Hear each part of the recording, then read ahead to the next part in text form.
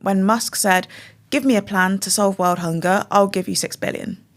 Did he give that 6 billion? These billionaires are playing with us. It is of the utmost importance that we know how AI systems work and not to subscribe to these ideas that it's only Elon Musk who knows how technology works. Welcome back to The Tea, the show where we dive into the story behind the stories. I'm your host, Myriam Francois. Before we get into this episode, I just want to take a tiny moment to ask you to do one thing for me, and that is to hit that subscribe button now.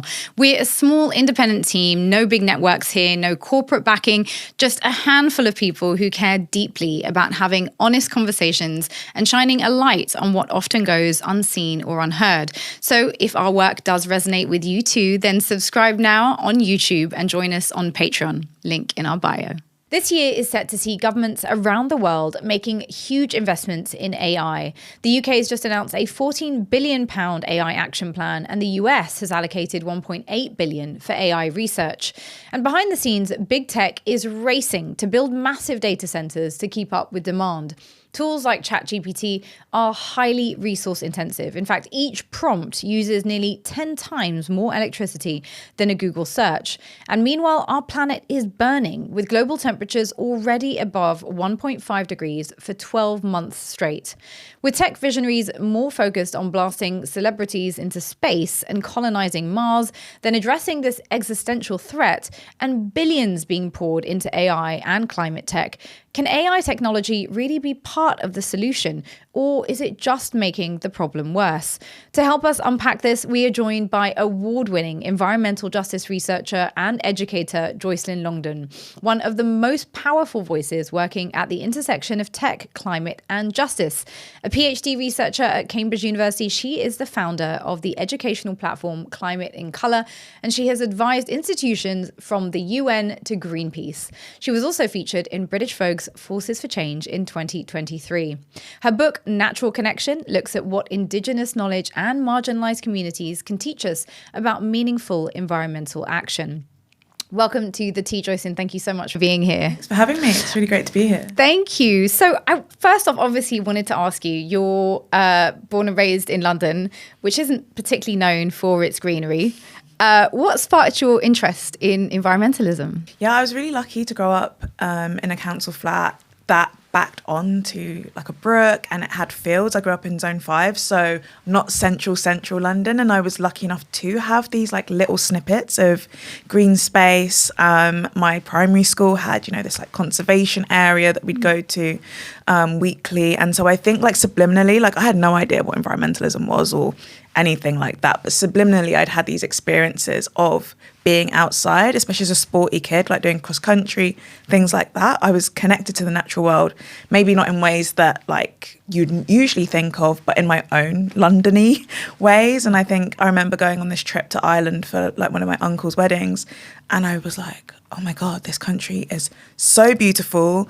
And we went to these ancient forests, and I just found myself becoming so in love with the natural world. And I think it was just something innate in me. I'd watch like Escape to the Country and be like, I'd love to be in the countryside. And so I think it was these like tiny little early experiences of being in the natural world and just having that innate connection as a child without this kind of knowledge of what environmentalism was or the political dimensions that set off that love that I think has stayed with me as I've kind of grown up. And I think for me, the things clicked when I realised how my identity as a Black person was deeply intertwined with the outcomes of the environmental crisis, which happened a lot later for me, kind of as a teenager.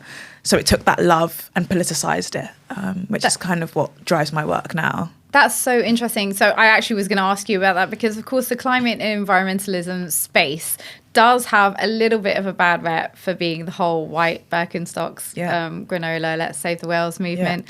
Yeah. And it hasn't always been a space that people of colour have always felt welcome in.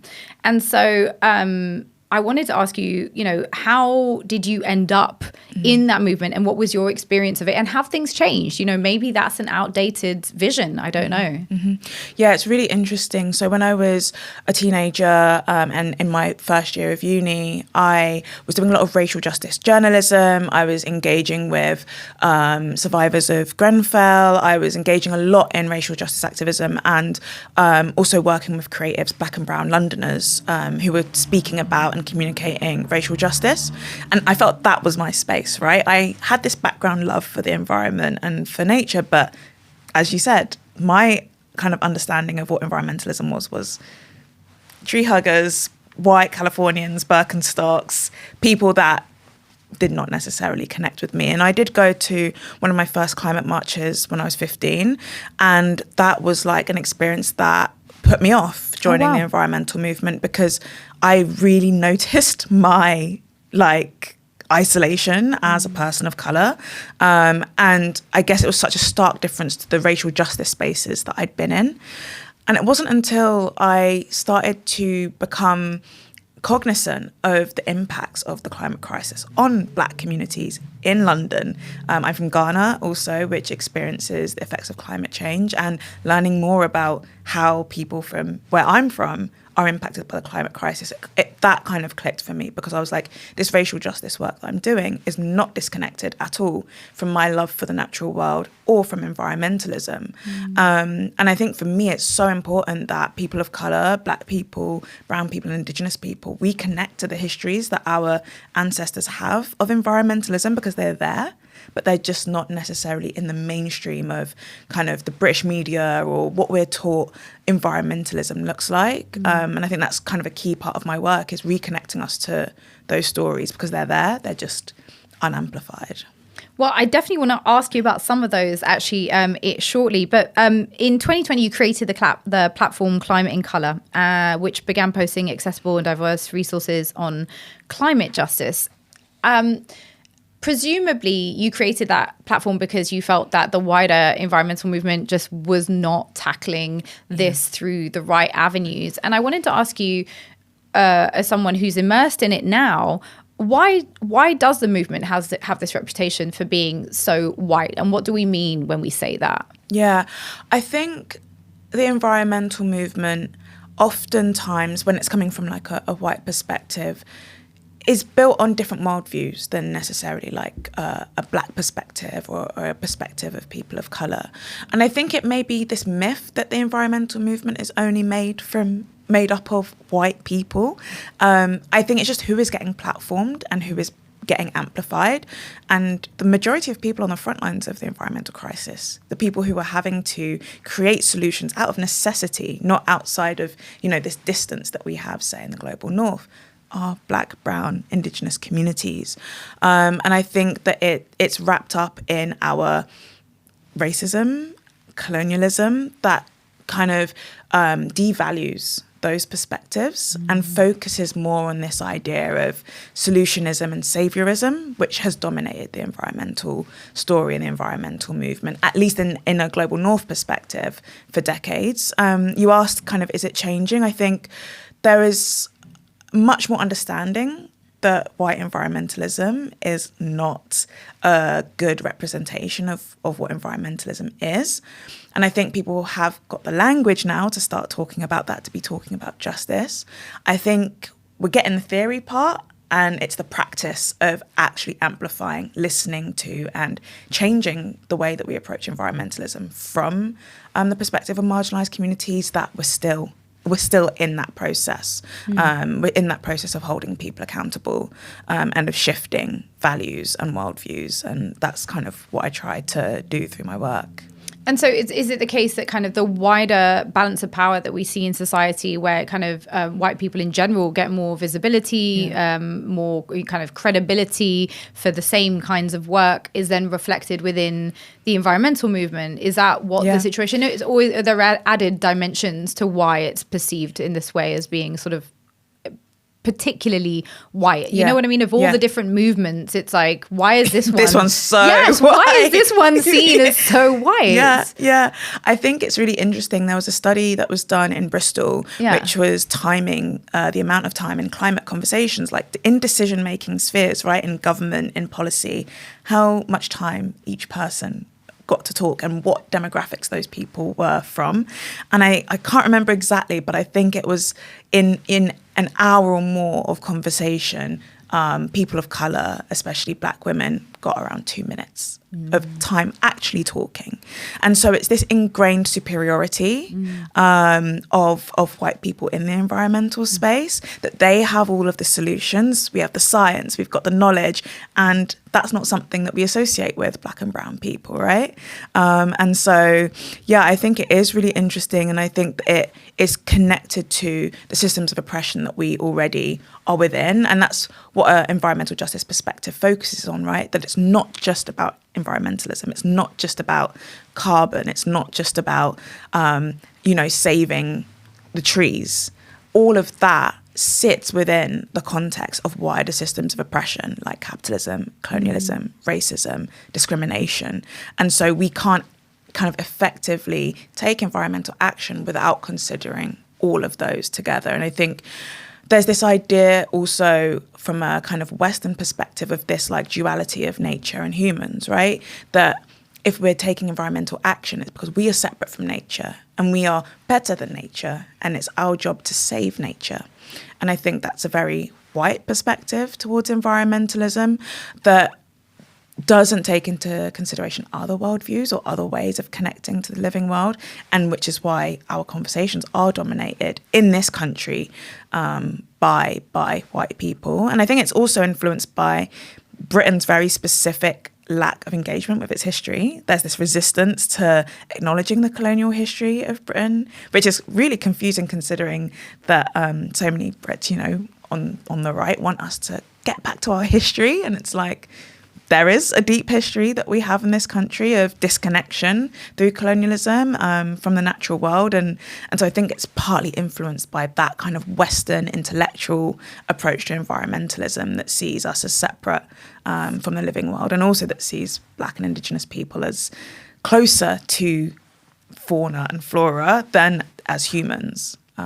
So yeah, there's a lot there. There is a lot there. And I was going to ask you about that duality, which I think so many of us have sort of just internalized as natural, right? It's like nature on one side, humans on the other, but we don't realize that that is a product of a particular mode of thinking that is specific to, in many ways, on the scale of human history, Europe, tiny fraction. Yeah, Europe at a specific point in time. And then obviously we export it through colonialism and other forms of sort of imperial knowledge domination. But is that duality kind of, to your mind, also part of why we've ended up in the crisis that we're in right now? 100%. 100%. Because if we cannot see ourselves as part of nature, not above it or outside it, then the ways in which we interact, that distance is so dangerous.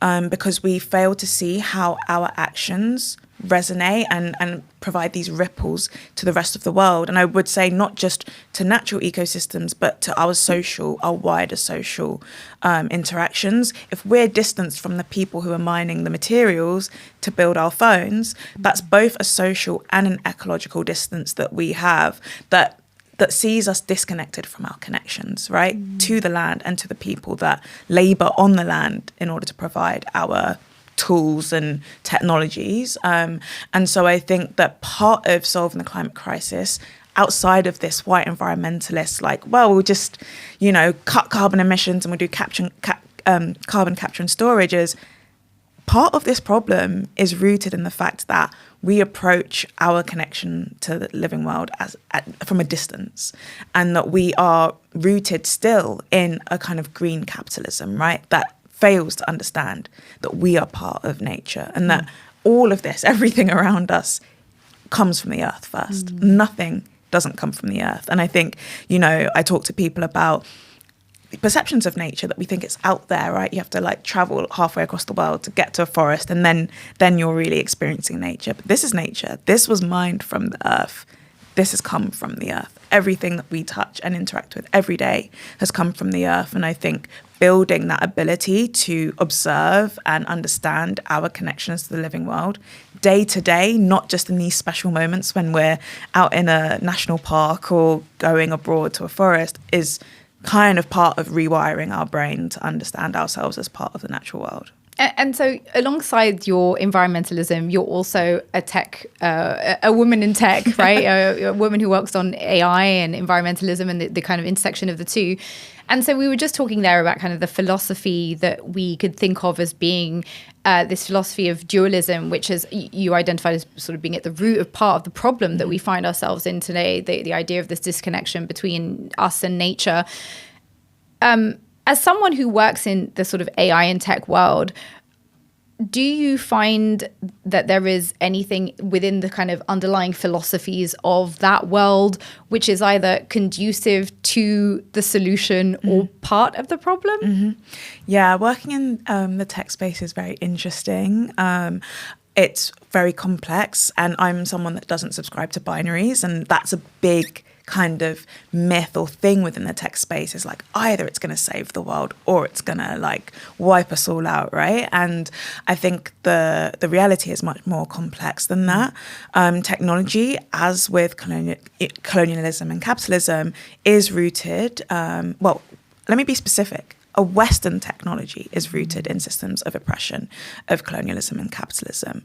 And I think my work is trying to make people aware that this short period of time, or these kind of technologies that we now associate with the word technology, that's not the expansiveness of technology. Technology is much more than ChatGPT and an iPhone. Or what we now know as AI, right? AI has for decades gone through these summers and winters, right? There's times where no one's thinking about AI. It's not the interesting thing. Yeah. There's no money going into it. And then suddenly, boom. And this has been happening over decades and decades. And we're now in one of these AI summers where everything and everyone is AI focused. And I think that, yeah, the current paradigm of AI right now is one that is the public one, the big tech, ChatGPT, generative AI space is rooted in extraction and is influencing a kind of data colonialism, is influencing harm through capitalist ideals where tech is mainly seen as something to maximize profit rather than something that is supposed to benefit and contribute to human life. And you mentioned that we're in this AI summer, AI everywhere. We talk about it in every space. Why is that we're in this AI summer? Like, why is so much money being pumped into AI in every sector that we can think of pretty much? Capitalism. I think that I think it's interesting as we move into more tricky social, cultural and ecological situations. We're faced right now by such large and complex problems. And I think technology comes in as this kind of band-aid, right? For the governments and the corporations who don't want to engage in these deeper conversations of why are we in the messes that we're in? Why are we in such extreme environmental collapse? They don't want to talk about that because it's difficult, it's tricky, it's messy. It also requires a huge amount of personal investment to build connections with people and understand the social kind of roots of our problems.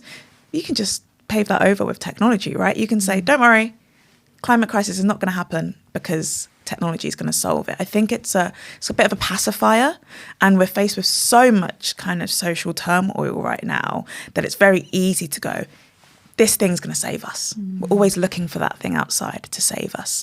And so that's partly from an environmental perspective. What I'm seeing is that we were getting to a place where we were kind of in 2020 and around those times talking a little bit more about environmental justice and how intersectional our environmentalism should be.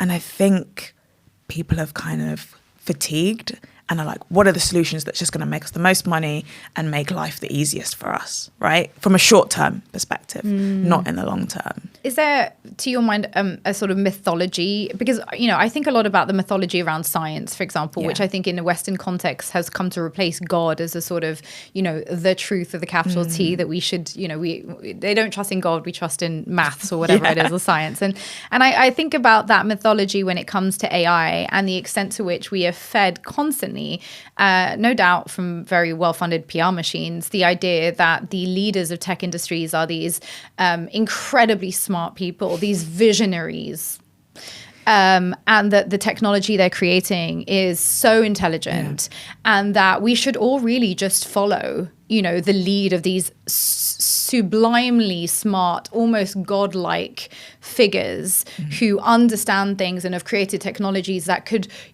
to the secular mind, come to even replace God, in the sense of the knowledge is so expansive. It knows everything about everyone and everything in the world. And as someone who's in that world, like, how much should we be buying into that mythology? Not at all. Not at all. I think you've hit it on the head. So much of science, if we look at the history of science, has been based on charismatic figures that kind of present themselves as wizards, that there is a huge amount about mystique and mythology and magic that we see with science and that we see with technology. And that myth is also to keep us distance, right? Because if we feel that something is so far beyond our comprehension that it can't be questioned, that it can't be challenged, then they can have the power, and it keeps the power within those systems rather than within, civil society. And I think what's really important to understand is, one, AI and technology are physical, they're material. We talk about the cloud. It's not this immaterial thing. Technology, AI, is rooted in the earth. It comes from the earth. It takes from the earth. Also, it is human. A lot of these AI algorithms and models and companies that we see are built from human labor, and often the labor of marginalized people. And so I think we need to uncover, lift the veil, a bit of a Wizard of Oz moment where we pull back that curtain and actually see who is behind AI, because it's not just these charismatic wizards, but it's fleets and hundreds of thousands, millions of people around the world who are doing low-paid jobs, work, labor to sustain AI algorithms, and us, right? Every time you do that little capture on Google, that's you training an AI model to understand, is this a bicycle? Is that a chair? We are training AI models all the time. And so this idea that AI is this kind of mystical thing, I think we need to move away from, because it's not, it's physical and it's built by and maintained by people. And we see this through the work of Kate Crawford and Ruha Benjamin, who talk about at every stage of the system, there's a human there, and it is built on labor. And that labor needs to come to the forefront, because then we see that these technologies are not just these kind of mind games from people like Elon Musk, but they're actually built by often Africans. They're often built by people in the global south who are maintaining and building these algorithms. Wow. I mean, I think that definitely is one of the mystiques that continues to resurface constantly. And I wonder to what extent, as you sort of touched on there, we are ending up handing over power that we have when we start to believe in these systems as somehow smarter than ourselves and as having almost like these superpower qualities. I remember there was a video that went viral a couple of months ago of this YouTuber who was like, I asked ChatGPT what it would do if it was God to divide humans and cause chaos on the planet. And then it came back with I would sow racial division. I would, I would play on all the fault lines around things like abortion. And I was looking at the comments, and all the comments where people were just like, oh my God, oh my God, oh my God. And I just was like the lone voice in the comments, it's literally just regurgitating what we already do. Right. Yeah. It's like, am I alone in this space? To what extent are you concerned that many of us are buying into this idea that actually there's something bigger and more powerful and smarter than us that's coming to save us? So we could just sit back. I think this is my main concern around technology, is apathy. is this kind of release of power and agency and lack of education. The media needs to sell stories, right? And if all we're engaging with is the inflammatory, rage-baiting media online about technology, we are feeding right in to the plans of those who are powerful and those who are making these technologies to dominate our lives, because we fail to engage with the ways that we have agency over over tech and our tech use. And I think that we're in this moment where rage is very profitable, right? And where you say you're the only one in the comments actually questioning or bringing in a bit of critical knowledge. We know that machine learning algorithms are trained on what already exists. They're not thinking. And I think this is a misconception that's brought in with the name artificial intelligence, because it has that intelligence aspect. And the way that we talk about AI is often through metaphors that link it to human kind of processes. And that's quite misleading, because the AI is not thinking. It is trained and is taking in information that already exists. And so, of course, it's going to replicate the systems of oppression, the biases, the terrible framings of knowledge and worldviews that we already exhibit day to day. And I think that, we're ceding and giving away our power by only kind of feeding into these, oh my God, technology is going to end the world. This is so awful. And it's like, we need both critique and imagination, right? We can't move to better futures. We can't move to better tech outcomes if all we're doing is responding to these prods and pokes from the media. We need to be building capacity separately so that we can take back our power from hegemony, basically. And I mean, that's part of the work that you do on the ground, right? So you work closely with marginalized communities in your research work in Ghana. Can you tell us a little bit about the communities that you're involved with there and what type of challenges they are facing that AI is actually helping them address? Yeah, so my work specifically focuses on conservation technologies. And this is another space. As you said, AI is taking over everywhere, and also conservation. So this is how we're managing the biodiversity crisis, right? Like, how do we protect the forests on this planet? And AI is being kind of hailed as, this is going to be the savior, right? If we just get as much data as possible on all the forests that exist in the world, we can use AI and it will help us better understand how we're losing biodiversity and make better decisions to protect it. And I work with a specific technology called bioacoustics, which is how you use sound to monitor biodiversity. So a really easy way to think about it, it is more complicated than this, is Shazam for nature. So how you just Shazam a song and that uses AI algorithms to let you know what song it is. Similar concept, not as shallow as that, but that's how bioacoustics works.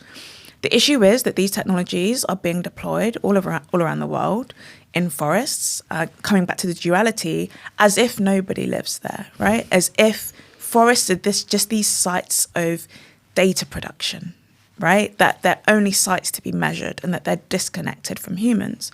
And this links to the colonial history of conservation, which has been predicated on the disconnection of Indigenous and local communities from areas of high biodiversity, with this idea that nature can only flourish without humans. Well, without brown and black humans or Indigenous humans being there, right? It's the white European that knows how to work with and save these environments. And so we're seeing that replicated with the tech, right? Where tech is being embedded into these ecosystems without an understanding of the political justice and human rights implications. And so that's what my work challenges.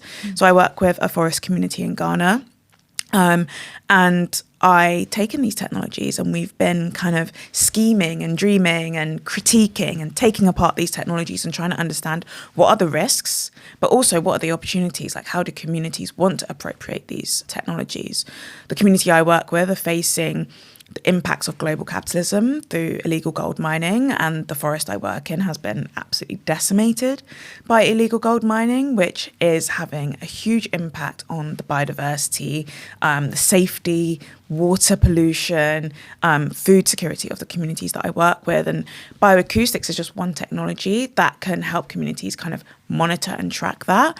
and hopefully make decisions about how they want to conserve. And this is a kind of tradition also within kind of community-based monitoring, is how can we use technologies to actually reinstate community agency and power over their lands, right? So there's similar work by a researcher called Naomi Milner from Bristol, who works with communities in Guatemala who are using drone technologies, which are a historically militaristic, historically colonial tool, but to reinforce their land rights in their forests. So this work is complicated, right? It's not that technology is always going to end up empowering communities or end up saving the planet, but there is this messy space in the middle where we are trying to develop solutions based on justice whilst living within this like colonialist, capitalist construct. And yeah, it's both about critiquing, but also imagining what the future looks like. And it's so interesting listening to you talk about these technologies, and particularly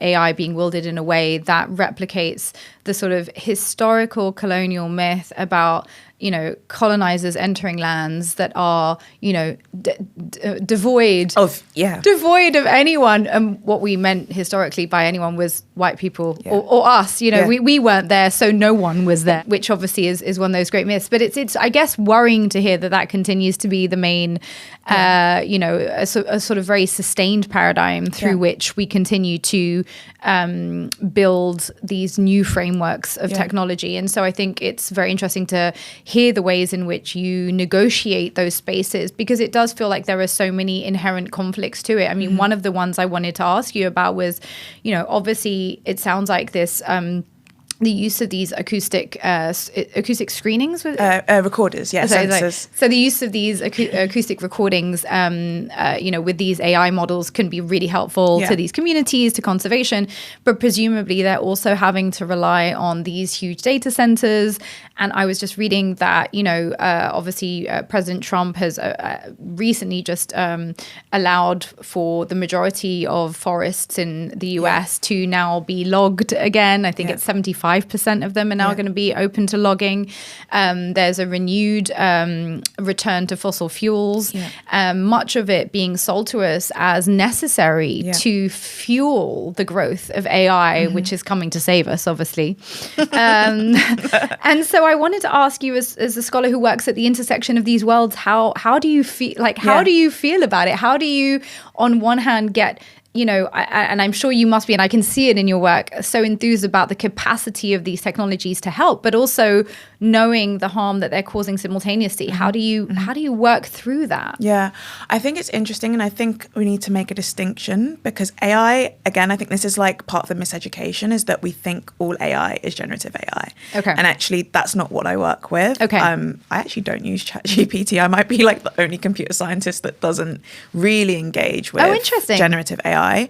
But AI is much wider than generative AI, and kind of the technologies that I'm working with, I don't rely on a data center. I do it on my laptop, on my computer. And so I think there's a big difference between community-led tech and also kind of more low-tech approaches to conservation or to any kind of solutions, and this very big Western industrialized tech. And that's like a distinction that we have to make, because not all AI is made equal.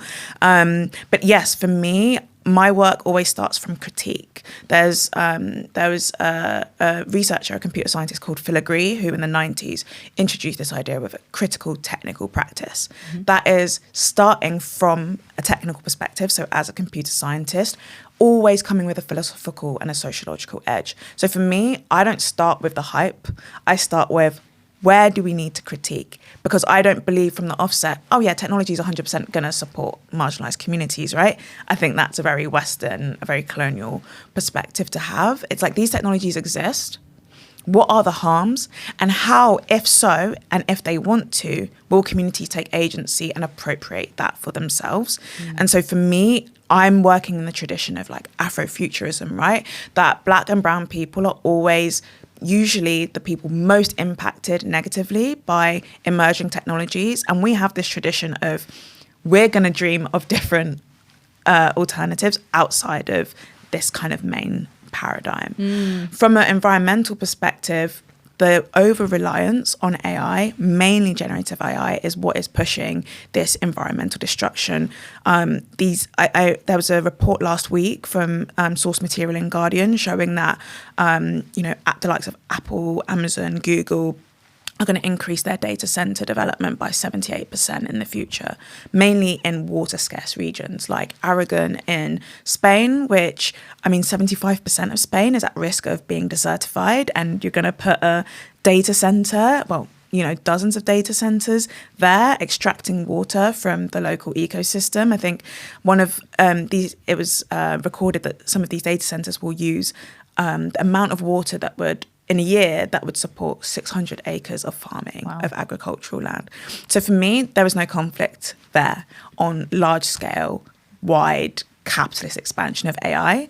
That for me is not a conflict, right? Like, we need to be developing outside of that idea that more data, bigger data centers, more AI investment is going to create better outcomes for us, because this is how they justify it. Right. There's this like techno-utopian ideal that, we in the West, we have all of the ideas, we have all of the technology, and we just have to make some sacrifices. So for the betterment of human society and human thriving in the future, we need to develop these data centers now, because they're going to, maybe in the future, AI is going to make the grid better, or we're going to get all of these benefits from AI. Whilst that may be a possibility, I think we need to question who has the power to decide who makes sacrifices and who doesn't, who has the power to decide what is good for human benefit, and what is a kind of okay amount of destruction and extraction to get to that future.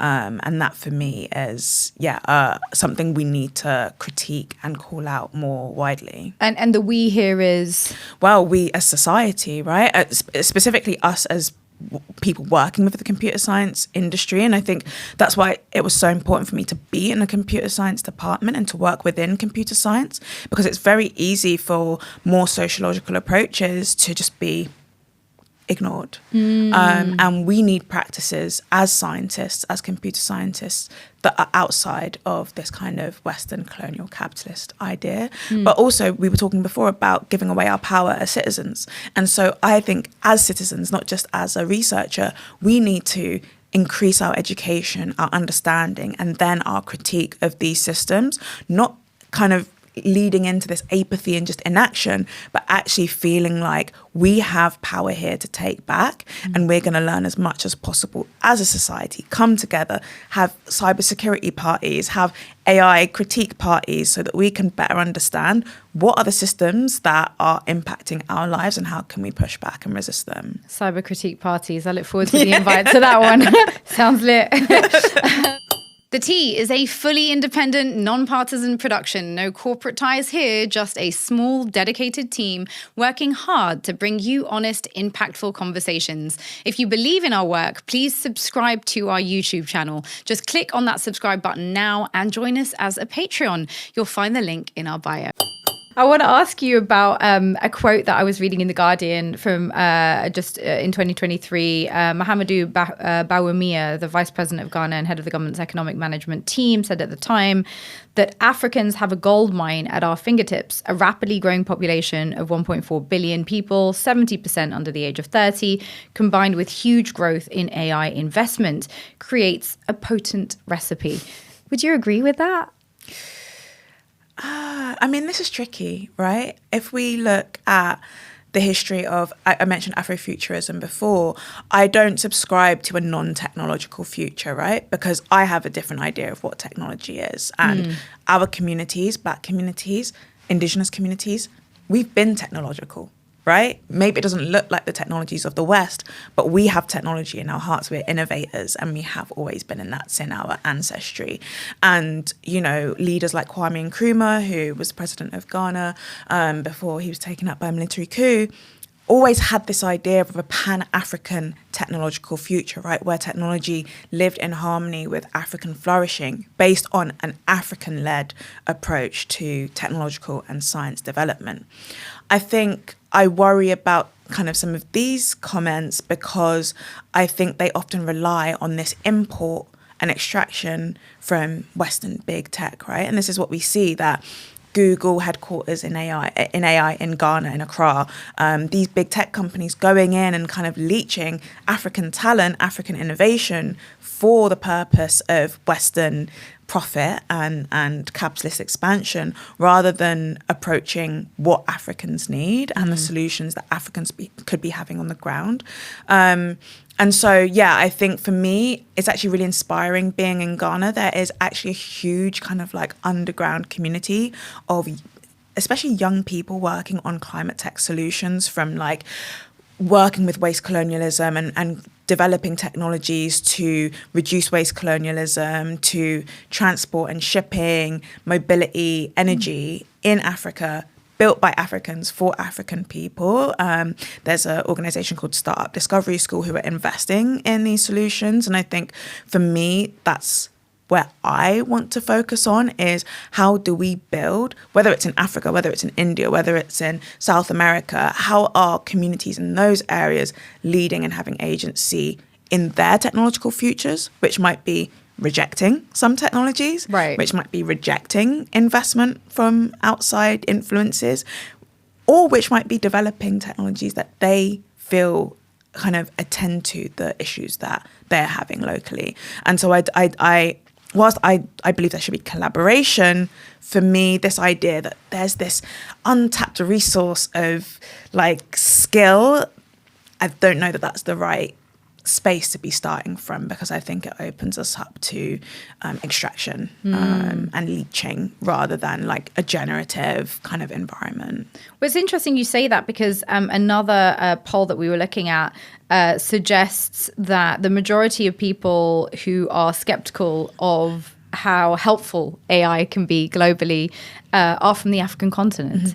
Do you see that reflected in the teams that you're working with? And is that connected to kind of historical relationships of extraction with the continent, where, you know, this is just seen as another mode or another nexus for that exploitation? Yeah, with the teams that I'm working with, I haven't experienced that particular perspective, but I think that's because we don't engage with a capitalist or colonialist vision of technology, right? And I think you've got it spot on. There is resistance to this continued extraction and leaching of African talent and of African worldviews from the West. It's like people have had enough, because we have so much resource, physical, natural resource, that are being extracted decade and decade after decade. And yeah, technology poses another one of those threats, or Western technology poses another one of these threats. We're seeing this in Kenya, which has been called, you know, like the Silicon Savannah, where Kenyan people, the people behind AI algorithms, the people that spend 8 hours a day circling and labeling all of this data that feeds into the algorithms for Google and for Amazon, who are being paid $2 a day, who are being overworked, who are being exposed to harmful images, who are being exposed to substandard working conditions. Technology is not a boon in that context, right? It's another source of extraction and oppression. And you mentioned sort of technologies not being recognized as being technologies, and it's something you talk about in the book. Can you expand on what you mean by this idea that there are African technologies that are not seen as African technologies, or indigenous or marginalized communities technologies that are simply not seen as technologies, but are? Yeah, it's essential to our perspective about what technology is, that we have neglected and that we have forgotten the stories of before, that we have forgotten the indigenous technologies of the past. And we only see technology as something that's like post-industrialist, right? And that's only been created by people from the West. There are so many different technologies that I can speak about. We have technologies made from the earth, clay technology, so wind catchers, they're called badgirs in Iran, and in other communities as well have these kind of similar technologies for cooling buildings that are as efficient, more efficient, less polluting, no carbon emissions than air conditioning, right? These have existed for centuries. And we have kind of new technologists coming in. There's Ant Studios in India. They're a Delhi-based studio who are taking that kind of concept of clay-based air conditioning, and they've created these kind of air conditioning units for Indians who are going to be experiencing by 2030 the most heat stress. And that's a challenge. That how do we cool countries that are going to have huge amounts of heat stress without emitting tons more carbon, right? And so Ant Studios are taking this indigenous knowledge of clay and water as a cooling system and making these zero carbon basically air conditioners from traditional practices, right? That's just like one example of bringing the knowledge and the wisdom of the earth and of past indigenous practices into the modern day to solve our modern day problems. And that is a technology. Well, it's a technology, and it's arguably the most efficient tech that we have, because it doesn't contribute to the problem and yet doesn't get recognized as it. Yeah. So can we talk about that for a second? Like, why doesn't it get recognized? Is this a patent issue? Is this like in medicine where it's like, if something is from nature, like if you could take a plant and just eat it, then it can't possibly work? It has to be recognized and proven by there has person. to be a patent. I have to be able to patent it and limit the ability of other people to use it so I can make a lot of money off of it. Otherwise it doesn't work. Exactly. And I think that is part of it, but I think it's partly racism, right? Because we have this idea that people of colour and that indigenous communities are anti-technological, we don't associate those technologies with something that is like valid, right? Even if it has the outcomes that we need. And because of necessity, Black, Indigenous and communities of colour, we have technologies that support us in so many ways, like buckets, showering with a bucket. That's a technology that saves water, and that is renewable, right? And so I think it's partly racism, this mistrust in Black and brown ideas, right? That, you know, we have this kind of conversation a lot about like, oh, the Egyptians could have never built the pyramids, right? Because like it couldn't have been Black people that did that, or it couldn't have been people of colour that did that. And I think it's just this like bias inside that technology is not something created from the global south, it's only something created from the global north, which is just not true. Right. And so I think it's a racist perception, this kind of Western Enlightenment idea of technology that limits us from kind of validating and acknowledging the technologies that exist in different realms and our distance from the earth, right? This maybe doesn't look so much like the earth, but clay does look a little bit more like the earth. So this can be more technological because it's smooth and it's shiny and it's made of metal. Whereas something that's clay-based, maybe it's a bit too woo-woo for someone who has this hard idea of science. Yeah, this looks like science. The clay kind of cooling device looks like nature. Can't possibly be worthy. But nature is a technologist, right? Nature is a designer. And I think that's what Indigenous and African technologies are more connected to, right? Is how does nature design and how can we be inspired by the ways that nature designs? Because all of nature is technology. So I'm personally very interested in this area because I, as a person of faith myself, I find that I see God and kind of the universal principles of, you know, the rules, whether it's like mathematical rules, scientific rules, principles, but also like extreme forms of high tech that we ourselves can't figure out, right? How does a bumblebee fly? Like, right? The tech behind it doesn't make any sense, but yet it does. And there are so many examples like that. And so I think to myself, how much of where we are today is due to also that disconnect, right? The sense that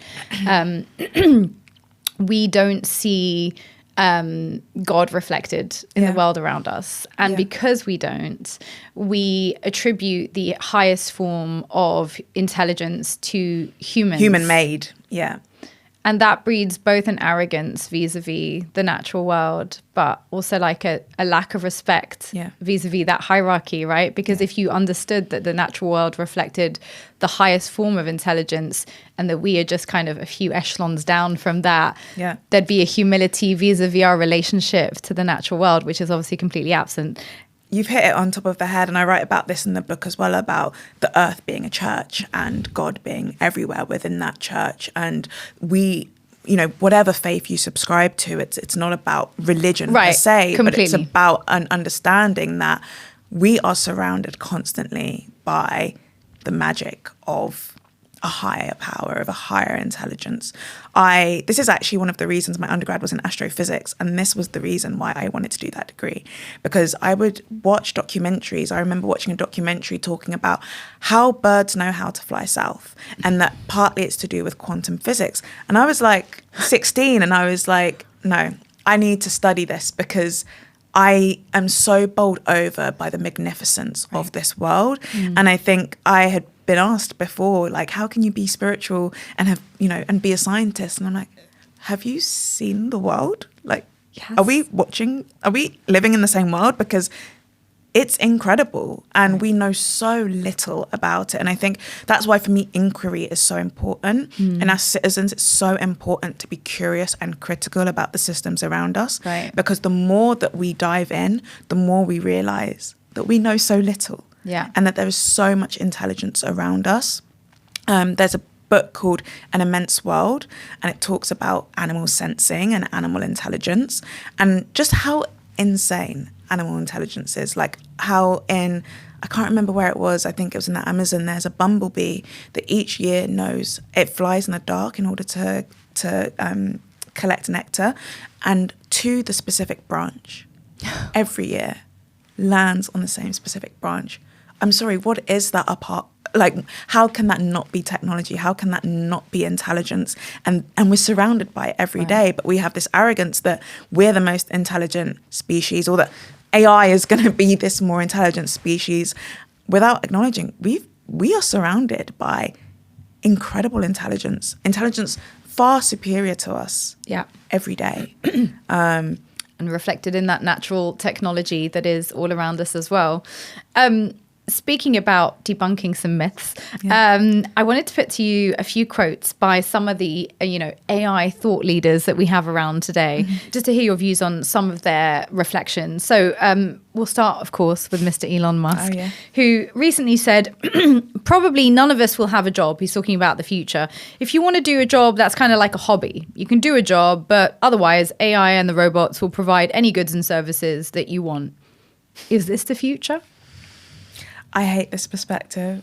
I think that it's a very easy myth to say that technological development will always result in, that like this technological productivity will always result in human flourishing. And I think it's a nice idea. And I think there are other spaces and movements that deal with what this could look like solar punk movements that think about what does a world detached from capitalism, but that has technology look like, where we can flourish. That's not what Musk is talking about. And it's easy for him to say, as someone who is developing technologies that will power, that keep his power over other people, right? And it goes back to this understanding that technology is not void of humans. Technology is built on the labor of mainly marginalized people. So I wonder who he is talking about. Who is he talking about that will have this sort of relaxed lifestyle, and who will be laboring under that technology? Important question. Jack Hidary, the CEO of Sandbox AQ, says the mantra of AI or die is real. Certain companies and countries that do not engage will die. I mean, this is just like so ridiculous and inflammatory. And I it's kind of even, it feels wrong to even engage in with these comments, because I think we're so kind of used to responding to inflammatory rage bait from these people who only have everything to gain from feeding us these kind of lies about what the future of technology looks like. Do they want to create fear, do you think? 100%. Yeah, what's the function of it? I think the function of fear is us releasing our agency. Okay. It's apathy. It's accepting that it's easier to accept the end of the world, right? It's easier to say, God, we're all going to die because of technology. Because that keeps us from challenging them. That keeps us from building different things. That keeps us from appropriating technologies for our own use, so that we don't have to subscribe to the processes or to the tools that they're forcing us or telling us that we have to use, right? It's in their interest to say, if you don't use, not AI, my AI, if you don't use my technology, you will die, which feeds into their business. And I think we need to be a bit more creative as citizens, or as people who are outside of this billionaire tech class, to challenge, really? Is that so? So yeah, they definitely have a lot to gain from scaring us. And that's not to say that there aren't things to be worried about. Yeah. But I think it's like, how do we engage with the things that there are to be worried about? Because going onto social media or having these articles just constantly regurgitating the same things, they're still building it in the background, right? And what are we doing? Well, feeling disempowered, I guess, right? Feeling because I mean, disempowered. even someone like Yuval Harari, who I think has often said a lot of very Yeah. interesting things. You know, I don't know if you saw recently in a podcast, he was saying, you know, we said a lot around AI and the kind of potential future mappings of Yeah. what that could look like. But one of them was like, never summon a power you can't control. And, you know, obviously this conjures up this image of like, you know, Musk and all these other guys as these sort of like magicians who Yeah. are conjuring up this dark power that Yeah. none of us will eventually be able to control. Yeah. Is that a representation of AI that you recognize, or is that just fear mongering? I think it's partly fear-mongering. I think in part it's true because we have been disconnected from actually understanding and educating ourselves about AI. There's a technologist from the States called Avriel Epps, and this is really the key of her work. She's actually just brought out a book about AI bias for kids, for children, because she has children, and she is of the opinion that like it is of the utmost importance that we know how AI systems work and not to subscribe to these ideas that it's only Elon Musk who knows how technology works and that he's the cleverest guy on the planet, because the tools that he's making are built by thousands of people. And so tools like AI bias cards, books, aren't building our understanding and not accepting that we will just never know how to build AI systems. And also those rogue activist developers who are building systems that are open source, that can be used by anyone, low-tech systems that we can take back and bring into our communities, right to repair, all of these grassroots mechanisms that allow us to take back control over how we use tech and how we interact with tech. Shut those people up, because, you know, yes, that might be the case now, but are we just going to accept that that's what the future is going to be? I don't know. For me, that's not how I'm gonna move through life. I don't want to accept. You're not going down like that. No. There's another book that I found really interesting called a book called More Everything Ever by a guy called Adam Becker. I don't know if you come across this. He's quite critical of Silicon Valley visions of, you know, digital immortality and AI overlords and trillion-person space colonies, which he calls not only implausible and immoral, but a distraction from the urgent issues that we're facing. And I wanted to ask you that because we're speaking today in the same week as Bezos has blasted, celebrities into space. And, you know, the big questions are around, you know, can we colonize Mars? And all the while, you know, I guess Becker's book says, you know, that's all well and good, but that's basically a show. And in the meantime, you know, the planet is dying. We have huge wealth inequality, growing wealth inequality, and none of that, world hunger, healthcare, none of that's being addressed, but we can definitely shoot Katy Perry up into space for 10 minutes. It is so embarrassing to me, and it's dangerous. It is a distraction. And to, you know, it's been posed, this Blue Origin flight has been posed as a sort of feminist victory. Women and children are mainly impacted by the climate crisis all around the world. Women don't have access to reproductive care. Women are suffering under capitalism and patriarchy every day. One of the auctioned seats on that flight cost $28 million. Oh my God. What could we do with $28 million?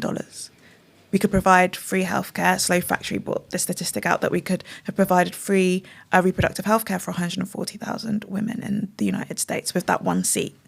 Right? So I think for me, this is the key to technology and why I subscribe to a more earth-based idea about technology, because there is this colonial idea that we can just ruin everything on this planet and just go and escape. And that's not the reality for the majority of us. And we have to understand that we're not just colonizers, we are caretakers and we are connected to the earth. And these ideas of ascending away from the earth and using technology, again, for like the benefit of humanity or the like advancement of humanity. Who has it advanced for 6 women to go up into space for 11 minutes at huge expense and a huge environmental impact, right? And so these are distractions. They're also distractions to make us angry because we're now focusing on space exploration rather than the issues that we are facing right now. And, you know, we saw this years ago when Musk said, give me a plan to solve world hunger, I'll give you 6 billion. Did he give that 6 billion? No. These billionaires are playing with us, right? They're given every opportunity to support and to give back all that they have taken, all that they have extracted from this earth. And time again, they show us that they will never kind of align with a global humanist socialist approach. Obviously, like, when did we expect billionaires to be the people to come and save us, right? So yeah, I think since Instagram told us so. Since Instagram told us so. Yeah, and I think this is part of being critical, right? Like, billionaires are not going to come and save us, and they are part of the problem. And the more attention we give to their distractions, the less time and energy we're giving to the issues that really matter, not just on a global scale, but in our own communities. And I think this is how we build back our power. We think, God, how are we going to solve all of these issues? It's so global, it's, you know, at scale. But there is so much that we can do from a local level, from our minds first, then to our communities, and go out and out and out in ripples. And I think for me, and working in technology, that's the only way that I can do this work, is to really at some points not be drawn in and engaged to all of this rage bait. There's a quote, you know, that racism is distraction. It's all a distraction, and I wouldn't be able to do my work. I wouldn't be able to build with the communities that I work with if I was constantly reacting to the kind of frivolous actions of the world's political elites. Yeah. My work is to challenge what they're doing and to build different futures. And that's the thing. I think you mentioned the word negotiation earlier, and that's what this work is, right? We're constantly negotiating dystopia and utopia. There's not going to be one utopia. There's not going to be one dystopia. We're living utopias and dystopias all the time in parallel. And so our work is to not think everything is lost because billionaires are going up in space, or think everything is solved because a billionaire says, I've got this technology that's going to solve the climate crisis. It's constantly being able to hold space for the fact that we're living through hell and through the most beautiful times at the same exact time. That's beautifully said. I wanted to maybe end by asking you mentioned imagination and your work with these marginalized and Indigenous communities. Is there a story of hope that you can share from, you know, as you say, it's not either, you know, utopia or dystopia, something in the middle that shows us that there is space to retain hope for a balance between the natural world and the technological developments, between the needs of all the residents of this unique planet. Is there something that your research has shown you that you go back to as being the source of that hope, and that allows you to continue doing the work that you do? For sure. I think for me, being grounded in a forest, in a particular place with a community, I've worked with the same community now for about 4 years, facing extraction, facing mineral extraction, facing destruction that I had never experienced before, right? As someone growing up in the global north. You had my friend Tori Joy on previously, and, you know, she talks a lot about how we have this hopelessness, this eco-anxiety in the global north when we're so kind of detached from the impacts of extraction, domination and climate crisis. And for me, the hope is kept with the communities that I work with, who show up every day joyfully, actually, with grief, holding grief, whilst also having imagination and thinking about the future. And also of my ancestors. Every time I go back to Ghana, I go back to the slave castles. I go back and walk through those cellars and those dungeons that my ancestors were held in. I think it would be a huge disrespect to my ancestors who labored, who created music, who created art, who persevered, who lived through hell. And the knowledge that our communities have seen the end of the world previously. This is not the first end of the world. And they have struggled and persisted. And so I will struggle and persist. And that's my hope. It's not a hope that, yeah, everything's going to be great and tech's going to save the world or climate crisis is going to save the world.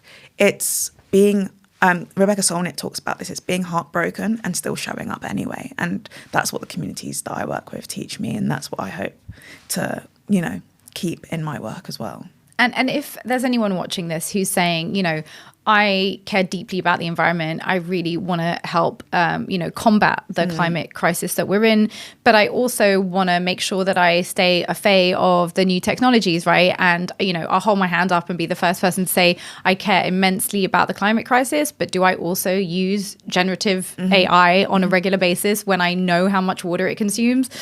I do, and it's like we all live at the intersection of these tensions. So if people are watching this and they're thinking like, what advice would you give to people on how to balance these concerns and how to move through these technologies in a way that's like conscious and responsible, but also doesn't mean sort of trying to leave all the tech behind? Yeah, I think that this is a key part of building our tolerance and our resilience to holding contradiction.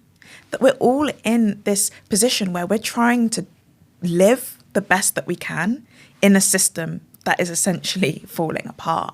And so I think first and foremost is critical engagement, right? Curiosity. And it's also kind of taking back your power, like it's really super simple things like, tomorrow, are you going to go outside and use your maps to try and navigate? Or can you try and navigate your way through London without using your phone? Like simple things like this that teach us out of a huge reliance on like these day-to-day technologies. My friend Adele Walton's got a book called Logging Off coming out. And, that talks about how do we kind of come back into the real world? How do we come back into ourselves?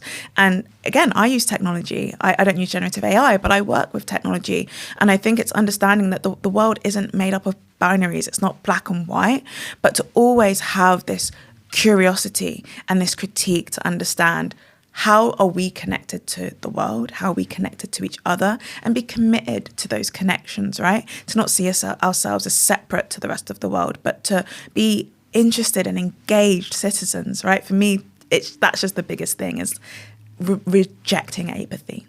I want us to all reject apathy and to be active and engaged citizens because the systems of oppression rely on our apathy, and I, for one, want to reject that. So, yeah, holding tension, rejecting binaries, and rejecting apathy in everything that we do. Joycelyn, thank you so much for being our guest on The Tea today. Appreciate your time. Thank you so much for having me. Thank you for joining us today. We hope this conversation offered not just insights, but also raised questions that push us to think more critically about the systems shaping our world. Now, at The Tea, we are committed to amplifying perspectives that often go unheard and to peeling back the layers on stories that deserve at least a second look. If this episode resonated with you, consider subscribing, sharing it with someone in your circle, or supporting us by becoming a patron. To help keep these conversations alive, please head over to the comments section. If you've made it this far, why not keep going and check out this episode?